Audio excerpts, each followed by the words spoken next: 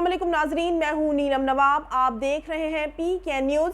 سب سے پہلے سردار طاہر محمود کی رپورٹ کے مطابق ڈسٹرکٹ بار ایسوسی ایشن گوجرانوالہ کے الیکشن سال 2023 اور 24 کے امیدوار جنرل سیکرٹری احمد خان گوندل نے کہا ہے کہ بار ایسوسی ایشن کی تعمیر و ترقی اور وکلا برادری کو درپیش مسائل کے حل کے لیے کوشش کرنا میری اولین ترجیح ہے۔ بار ایسوسی ایشن گوجرانوالہ کے سینئر اور جونیئر وکلا کی مکمل حمایت مجھے حاصل ہے۔ وکلا برادری کے اعتماد سے کامیاب ہو کر وکلا برادری کو درپیش مسائل کے حل کے لیے ہر سطح پر آواز اٹھانا اپنا فرض سمجھتا ہوں۔ ان خیالات کا اظہار انہوں نے گزشتہ روز کاغذات نامزدگی جمع کروانے کے موقع پر وکلا کے خطاب کرتے ہوئے کیا۔